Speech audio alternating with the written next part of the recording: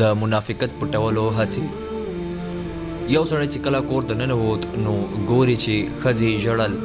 د په مینه ترې وپوښتل ولې ژاړې؟ هغې په ژړا ژړا کې ورته وویل د کور په ونه کې مرغیانې ناستې، زه چې کور کې بې حجابه ګرځم هغه مې ویني، ویرېږم چې دې کې به ګناه وي.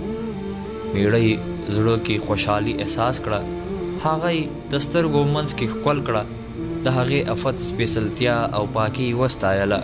تبر یې راواخیست او ونه یې په دابیغ کې ووهله.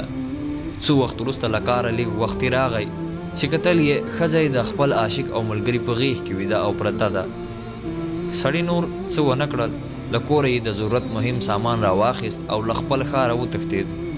څو وخت وروسته یوه لرې ښار ته ورسېد.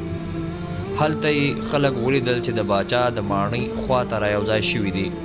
پوښتنه یې وکړه چې دا څه چل دی؟ چا ورته وویل چې د باچا خزانه غلا شوې. دی لا هلته ولاړ و. یو سړی چې یې ولید د ګوتو په څوکو روان و. پوښتنه یې وکړه دا لا څوک دی؟ ورته وویل شول دا د دې ښار ستر شیخ دی، د ګوتو په څوکو ځکه روان دی چې وایي هسې نه میږیان تر پښو لاندې کړم نو ګنهګار بشم. سړي خلکو ته وویل په الله مې دې قسم وي ما د باچا د خزانې غل پیدا کړ، ما پاچا ته ورسوئ چې غل ور وښیم. باچا ته چې ورغی ورته یې وویل باچا صاحب ستا د خزانې غل ستاسو د ښار شیخ دی، که هغه نو زما سر ووهئ. پولیسو دستي شیخ راوست. له پلټنو وروسته شیخ د غلا اعتراف وکړ.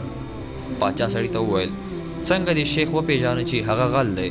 سړي ورته وویل کله چې د فضیلت خبرې له مبالغې ډکې پوه شه چې په هغو سره د کوم جرم پټولو هڅه کېږي. ځینې خلک موږ وینو چې په مبالغه او افراد سره د فضیلت او ښه سړیتوب ثابتولو خبرې کوي، خو په حقیقت کې هغوی د منافقت پټولو هڅې کوي. هیله کوم ملګرو چې ویډیو به مو خوښه شوې وي، د لا نورو داسې ویډیوګانو لپاره زموږ چینل سبسکرایب کړئ او ویډیو له نورو ملګرو سره هم شریکه کړئ.